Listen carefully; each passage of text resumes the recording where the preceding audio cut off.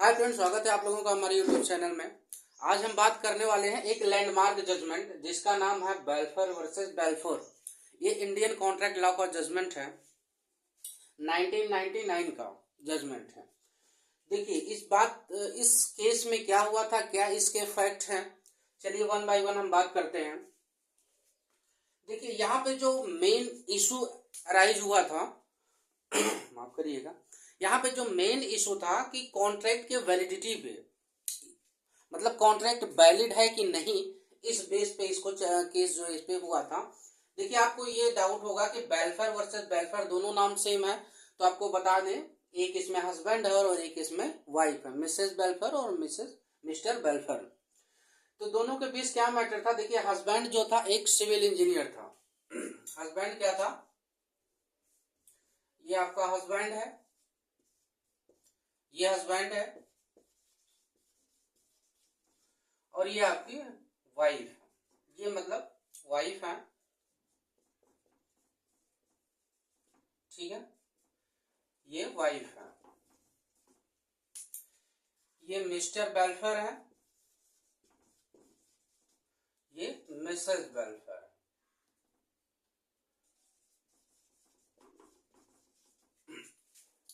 देखिए हुआ क्या था इस केस में, हस्बैंड एक सिविल इंजीनियर था, दोनों कहाँ रहते थे, सिलोन में रहते थे। हस्बैंड एंड वाइफ सिलोन में रहते थे, तो वैकेशन थी, दोनों घूमने के लिए, अपना एंजॉयमेंट करने के लिए दोनों चले गए कहाँ, इंग्लैंड। कहाँ चले गए दोनों, इंग्लैंड। पहले दोनों कहाँ रहते थे, सिलोन में रहते थे। हस्बैंड वहां पे जॉब करता था, लेकिन वैकेशन में दोनों लोग एंजॉय करने के लिए इंग्लैंड चले गए। अब इंग्लैंड में क्या हुआ कि जब यहाँ से दोनों लोग वापसी करने के मतलब वापस करने लगे, तो जो वाइफ थी इसकी तबीयत जो है खराब हो गई, ये बीमार हो गई। She was not comfortable to return of Ceylon, ये बीमार हो गई। अब बीमार हो गई तो इसमें मैटर क्या हुआ कि हस्बैंड ने कहा कि आप यहीं रुक जाओ, जब तक आप यहाँ पे रहोगी तब तक मैं आपको 30 पाउंड, कितना, 30 पाउंड पर मंथ आपको एज ए मेंटेनेंस में आपको देता रहूंगा, आप रिकवर हो जाना, उसके बाद फिर सिलोन जो है वापस आ जाना। तो बोली ठीक है। उसके बाद हस्बैंड रिटर्न आ गया। दोनों के बीच जो है, आप जानते हैं कि जब हस्बैंड वाइफ ज्यादा समय तक मतलब दोनों के बीच दूरियां रहती हैं तो रिश्ता बिगड़ने लगता है। तो क्या हुआ कि दोनों के बीच फिर डिस्प्यूट अराइज हो गया, झगड़ा होने लगा एक दूसरे के बीच में। फिर क्या हुआ कि हस्बैंड जो है 30 पाउंड पर मंथ देता था, वो क्या कर दिया, बंद कर दिया वाइफ को देना।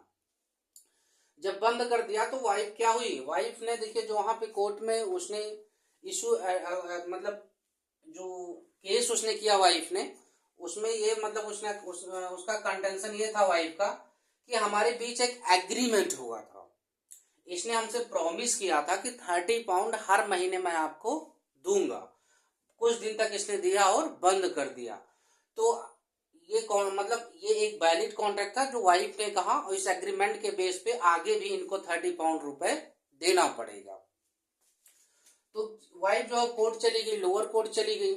अब जब वाइफ लोअर कोर्ट चली गई तो लोअर कोर्ट ने क्या किया, वाइफ के फेवर में जजमेंट दे दिया। वाइफ लोअर कोर्ट ने कहा कि हाँ एक वैलिड कॉन्ट्रैक्ट है, आपने इनसे प्रॉमिस किया था, आपको जो है 30 पाउंड हर मंथ इनको देना पड़ेगा। फिर हस्बैंड क्या हुआ, हस्बैंड चला गया अपीलेट कोर्ट में। अपीलेट कोर्ट ने जो है, जो जजमेंट कोर्ट ने लोअर कोर्ट ने दिया था उसको ओवर रूल कर दिया। उसने कहा कि ये एक डोमेस्टिक एग्रीमेंट है, डोमेस्टिक या सोशल एग्रीमेंट है जो इन्फोर्सिबल बाय लॉ नहीं है। अब बात कर लेते हैं कॉन्ट्रैक्ट होने के लिए। देखिए कुछ एसेंशियल एलिमेंट होते हैं, क्या क्या होते हैं, ऑफर होना चाहिए, ऑफर प्लस एग्रीमेंट, माफ करिएगा, offer plus acceptance equal to promise. ये आपका प्रॉमिस हो गया। प्रॉमिस के साथ फिर आपका जब उसमें प्रॉमिस और प्लस कंसिडरेशन आप मिला देंगे तो क्या हो जाएगा, एग्रीमेंट हो जाएगा। एग्रीमेंट में आप सेक्शन 10 इंडियन कॉन्ट्रैक्ट एक्ट के एसेंशियल एलिमेंट उसमें ऐड कर देंगे, तब वो कॉन्ट्रैक्ट हो जाएगा।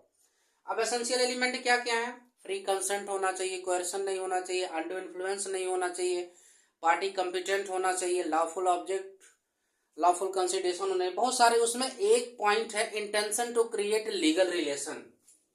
क्या है, इंटेंशन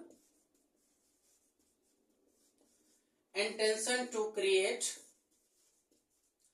लीगल रिलेशन।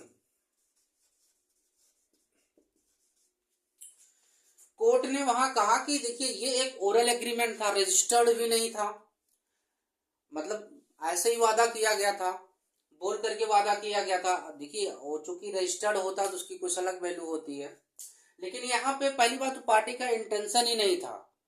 जैसे आपने किसी से वादा किया कि आप हमारे घर खाना खाने आइए, वो नहीं आया, आपने कहा जितनी व्यवस्था आपने किया था सब बेकार चली गई, आपका नुकसान हुआ।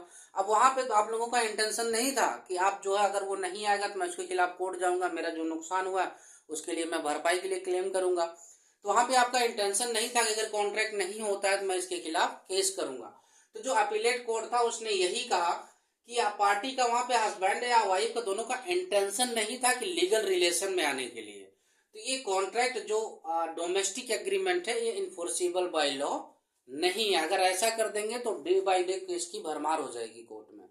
तो अपीलेट कोर्ट ने, जो लोअर कोर्ट ने जजमेंट दिया था उसको ओवर रूल कर दिया और हस्बैंड के फेवर में जजमेंट दिया। बोला कि हस्बैंड वाइफ जो है इंटाइटल नहीं है एज ए एग्रीमेंट के आधार पे कि 30 पाउंड हर रुपए जो हस्बैंड उसको पे करे। तो ये था ओवरऑल आज इस केस में। आशा करता हूँ आपको वीडियो समझ में आई होगी। वीडियो पसंद आई हो तो वीडियो को लाइक करके चैनल को सब्सक्राइब कर लीजिए। मिलते हैं अगली वीडियो में, तब तक के लिए नमस्कार।